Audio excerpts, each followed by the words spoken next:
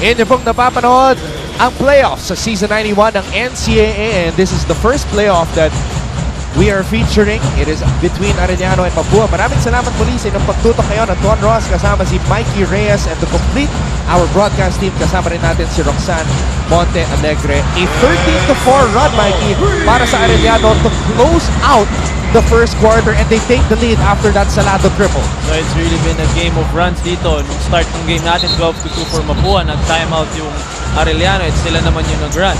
And I like this lineup na pinasok ni Coach Jerry ngayon sa ating second quarter.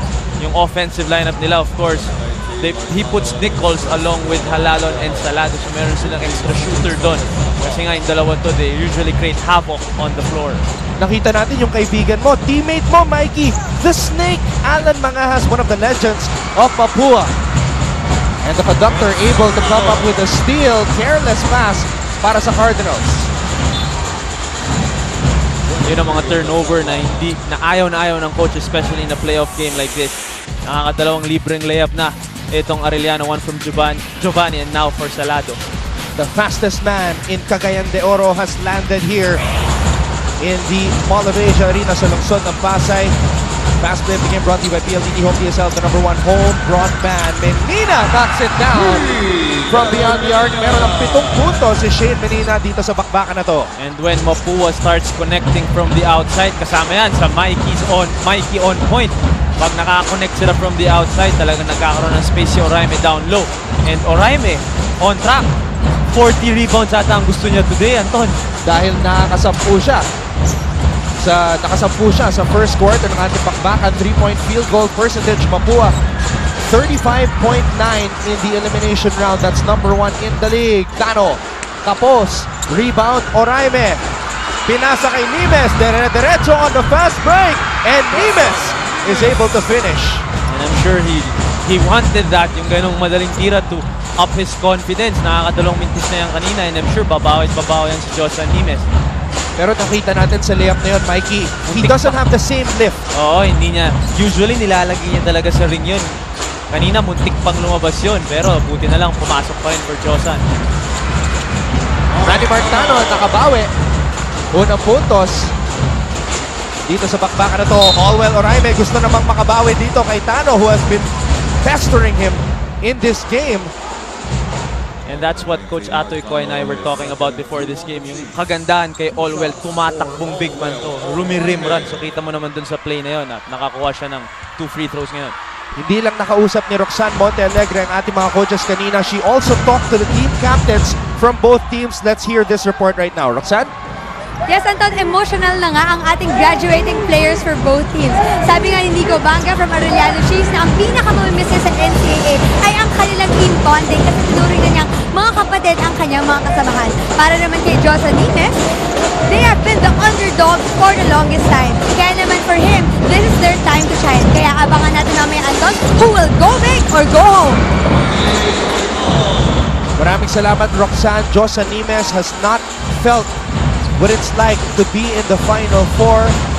So he wants to be able to lead Mapua to the next phase of the tournament. At ito ang kanyang pagkakataon. If Josan hasn't felt that, Giovanni has. And sure, gustong-gusto bumalik ni Giovanni. Talagang nagpapakita ng gila siya dito sa ating first half. Strong move brought to you by PLDT Home DSL, the #1 home broadband. Tano also playing in what could be his final game para sa Arellano. At meron na siyang 3 fouls dito sa ating bakbakan, really trying to bother itong si Oraime. Isip, Kapos ang kanyang tira, rebound Nichols. Salado, umarangkada, pinasa kay Giovanni Halalon, who finishes with the left hand. The bus driver. The bus driver. Talagang ako na ang kakamada. Sumunod na lang kayo. Ika nga nitong si Giovanni Halalon, already 13 points, going on 14 if he makes this free throw. They need to run down on defense. Mapua needs to run down on defense because Giovanni will keep on attacking and keep on running.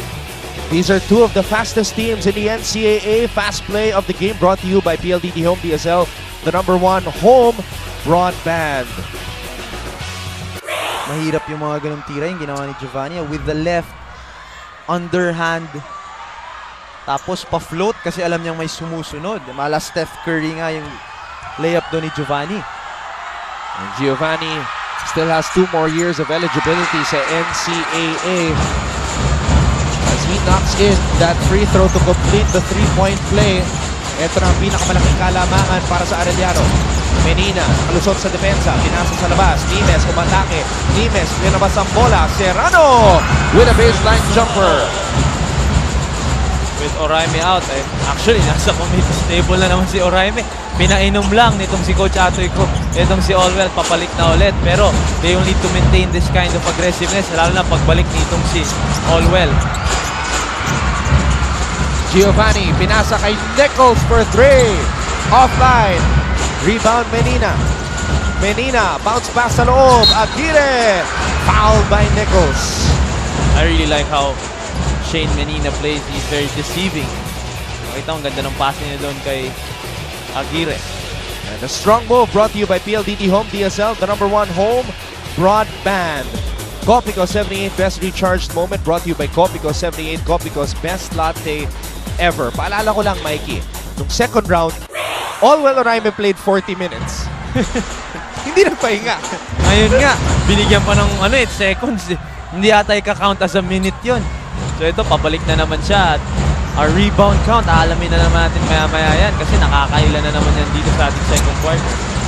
And that was also the game wherein he had 30 rebounds. His career high was 31 rebounds against Letran. And then the following game, he tallied 30 kontra sa Arellano. Nichols, wala pa rin, in and out sa kanyang 3-point shot. Nasipa ng bola ni Sanado, babalik sa panig ng Mapua. And both those games na nag-30 rebounds itong si Allwell, naipanalo yun ng Mapua. Kaya nga naman, mahirap naman tumalo ng team na ganong karaming rebound from one man. Agawan para sa loose ball, napulot ng Arellano. And Giovanni called for traveling. Tsaka mental din yun eh. Pag meron kang big man na gano'n na rumi-rebound lagi sa ilalim, mental edge din yun for his teammates. Kasi with confidence silang titira, alam nilang merong re-rebound, merong offensive rebound para sa kanila. Mikey, sinabi mo, stall the bus driver. One of your Mikey's on point. Nakita natin dyan. Menina, hinarangan. Naglagay ng roadblock para sa bus driver. Tip in for CJ Isit. Meron ng 4 na puntos dito sa ating bakbakan. Nagkabaliktaran ng roles doon. Oraime with a perimeter shot. Si Isit naman yung And a steal! CJ Isit switching hands in mid-air. Wow! Highlight play. And that was on the bus driver. Itong si CJ Isit taking on the challenge. And that was off of the arm that he dislocated in the first round.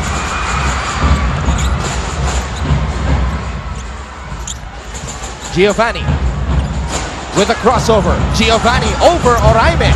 Wala. Rebound Allwell. The Oraime effect. Naman, napataas pa yung floater doon ni Giovanni. And on the other end, Deonce bothering that shot by Menina. 30-27. Na-recover ng Mapua ang kalamangan. Menina with a fake. Back to Isit. Isit fakes and runs out of time. Allwell Oraime begging for the ball doon. Si Salado na lang tira sa ilalim. Hindi siya nahanap ng teammates niya doon. CJ Isit finishing with his offhand Master Guapo move of the quarter. Watch out for more Guapo moves powered by Master, sikreto ng mga Guapo. Magbabalik po ang NCAA Season 91. The score is 30-27 pabor sa Mapua.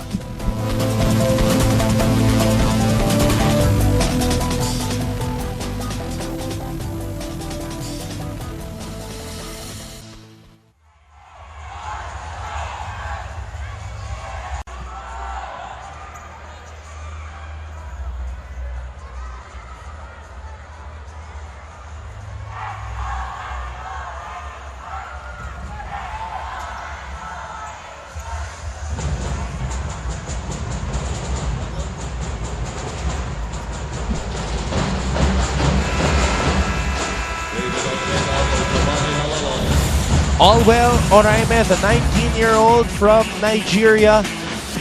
He is the King Cardinal Eh why not? Siya naman talagang humahari dito sa Mapua Cardinals.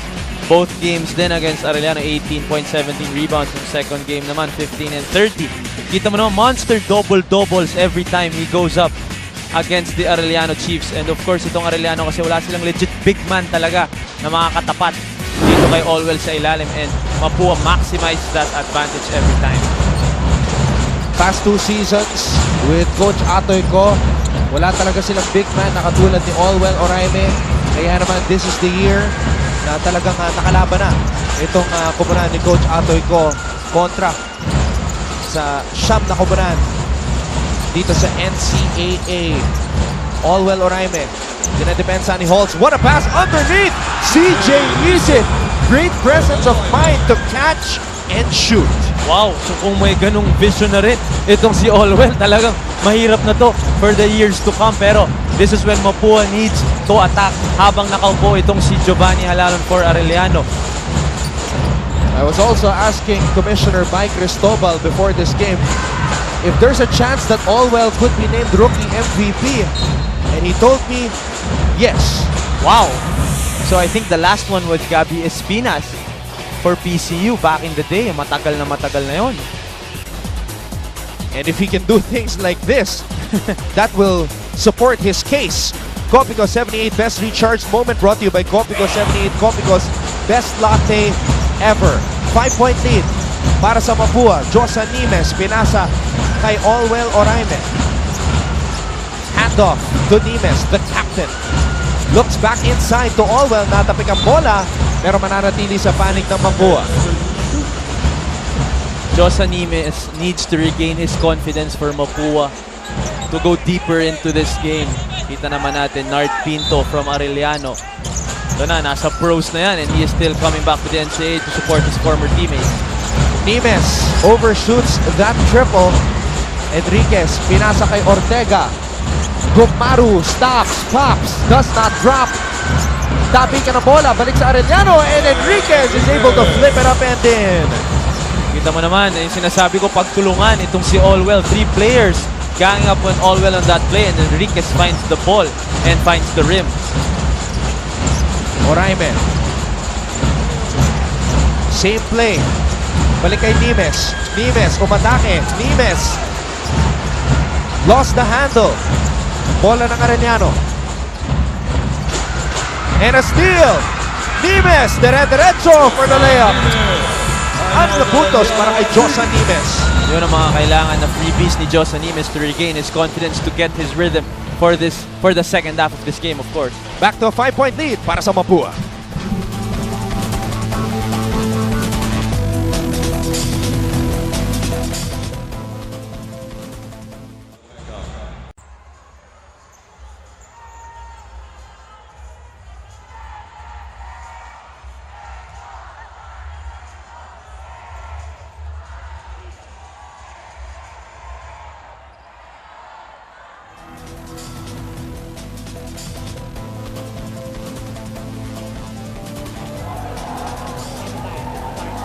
At nagbabalik ang NCAA Season 91 dito lang sa ABS-CBN Sports in Action.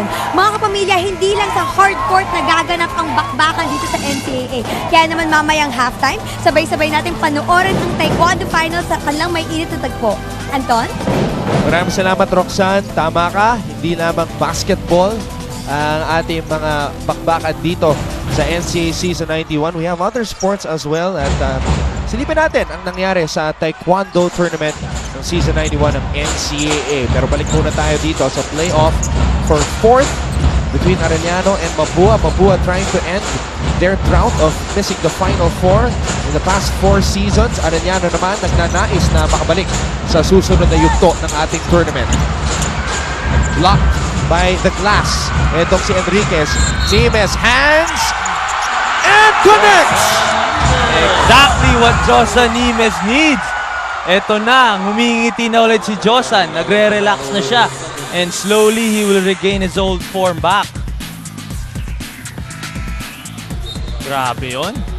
Parang nagkape pa sa ere. Itong si Josa Nimes.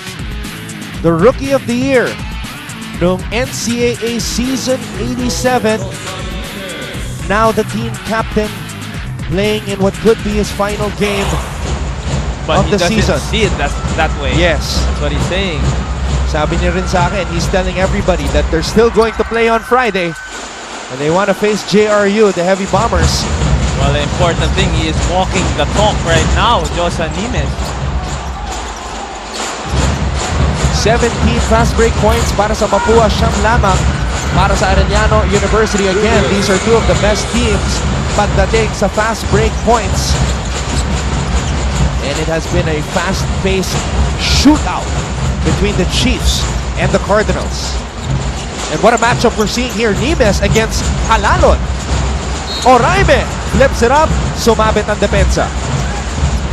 But that's what I like about Mapua. They're not looking at one-on-one plays. Kita mo naman, even if Nimes had the height advantage over Giovanni Halalon, ang ganda pa rin nung post-exchange doon between the bigs and Allwell Oraime. So nakita nga doon ni Joshua ito si Allwell. And now, 2 free throws for the big man, Allwell Oraime.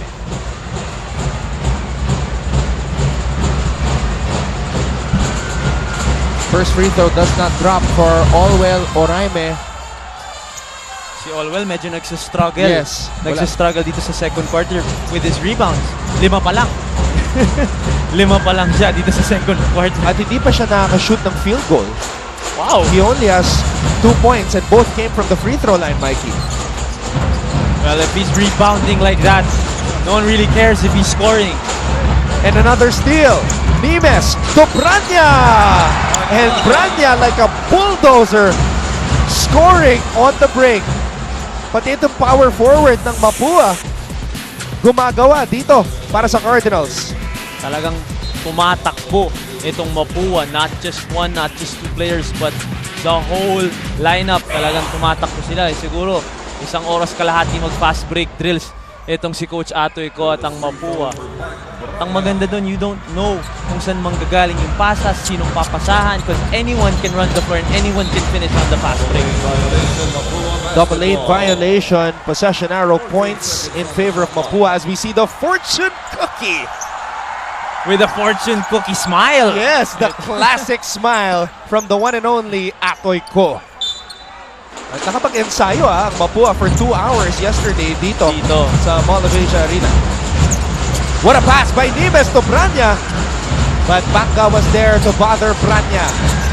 And what a shot by JP Nieles from the corner. And the steal for JP Nieles over to... Yun lang, sayang. Halalon goes full speed. Oh!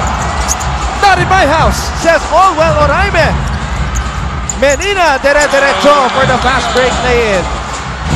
Mapua really taking control here in the second quarter. The lead has ballooned up to 14 points. And everyone is chipping in for Mapua. Holtz, too strong. Rebound, Halalon over Oraime. Halalon cannot carry the whole team against a team. Ito talagang team. Itong Mapua. So everyone needs to chip in also for Arellano. Hindi pwedeng Halalon show to. Gaya nga ng sabi ko nung pregame. But it's been a 23-6 run para sa koponan ng Mapua. Nimes with 6 to shoot. Nimes. Oh! Josa Nimes in video game mode once again. One of the smoothest players in the league. And a steal, the captain, Josa Nimes. And this is not his last game, sabi nga niya. Josa Nimes walking the talk. Holtz, pinasa kay Halalon, tumingin sa oras, tumira sa labas, wala, rebound, Branya. It's a huge 16-point lead for the Mapua Cardinals, the host school sa Season 91 ng NCAA. Grabe! The whole Mapua team chipping into this lead. And Josa Nimes really taking control sa latter portion ng ating second quarter. Ito si Menina tumulong, si Oraime tumulong, but the smoothest player in the league, Josa Nimes, going left, going right, and then the floater to finish it off for Josa Nimes. What a run for the Cardinals. They are up at the half, 49-33.